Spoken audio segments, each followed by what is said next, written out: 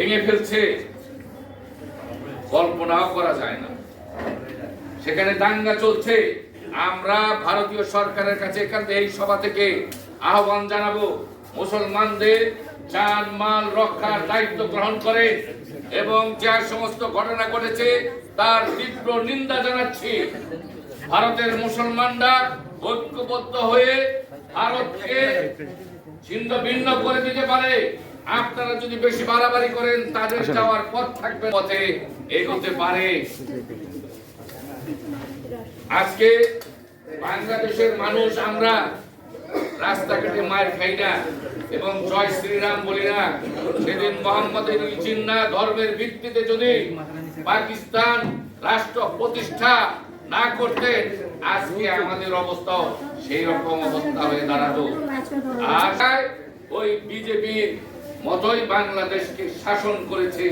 বাংলাদেশে ইসলামপন্থী জাতীয়তাবাদী শক্তির বিরুদ্ধে তারা নির্যাতন নিপীড়ন চালিয়েছে, হত্যা করেছে, খুন করেছে, গুম করেছে। আমাকেও ক্রস ফায়ার দেওয়ার জন্য তুলে নিয়ে যাওয়া হয়েছিল। আল্লাহর মেহেরবানি, কোন একটা মেহেরবানির কারণেই আমি হয়তো কোনো ভালো কাজ করেছি, সেই কারণে আমি হয়তো সেখান থেকে ফেরত আসতে পেরেছিলাম।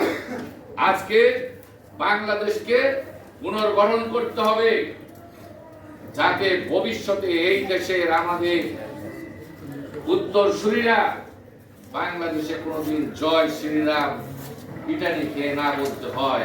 সেই পথকে শক্তিশালী করতে হবে। আর এই কারণে বাংলাদেশকে আমি আজ থেকে 2012 সালে এক প্রোগ্রামে বলেছিলাম, এই উপমহাদেশে একটি ভূরাজনৈতিক পরিবর্তন আসবে। আর সেটা শুরু হয়েছে, কিন্তু সঠিক নেতৃত্ব পাওয়া যাচ্ছে না, বিদায় সেটা সম্পন্ন হচ্ছে না। এখনো বাংলাদেশ সামরিক দিক থেকে অনেক দুর্বল।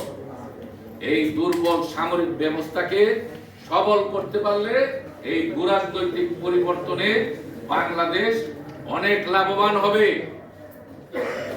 আর বাংলাদেশ ব্যবসা বাণিজ্য, এই উপমহাদেশটা শুধু বিশ্বের একটা গুরুত্বপূর্ণ অংশ হয়ে যাবে। এই ভারতীয়রা আগে এরকম সংঘবদ্ধভাবে থাকতো এবং আশেপাশে ফ্ল্যাট কিনছে এবং সারা ঢাকা শহরেই তারা ফ্ল্যাট কিনে বাংলাদেশি মেয়েদের বিয়ে করে ওই বাড়িতে থাকছে এবং ভারত থেকে লোক এনে এখানে তারা জড়ো করবে। তাই এটা হেলা ফেলার বিষয় নয়, আপনারা বিষয়টা দেখবেন। আর বাংলাদেশের সবচেয়ে বড় ফসল হলো বড় ফসল। আজকে 25,000 হেক্টর জমির ধান পানিতে তলিয়ে গেছে। এটা এই পানি কি এত বৃষ্টি হয়েছে? এত বৃষ্টি হয় নাই।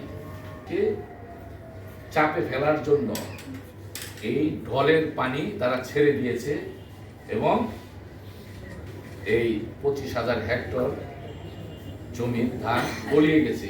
এটা ভারতীয় ষড়যন্ত্র। শিল্প কলকারখানাগুলো ধ্বংস করে দিয়েছিল। বাড়ি ঘরের বাথরুমের গ্লাস পর্যন্ত তারা, বেসিন পর্যন্ত খুলে নিয়ে গেছে। তাই সাথীয় বন্ধুগণ, দু একটি রাজনৈতিক দল ওই ফ্যাসিস্টের সহযোগী জিএম কাদের সাহেব বলেন ভারত বাংলাদেশের উপকার চায়। ভাই, তোমার বাড়ি তো ভারত, আমার বাড়ি এই বাংলাদেশের ঢাকায়।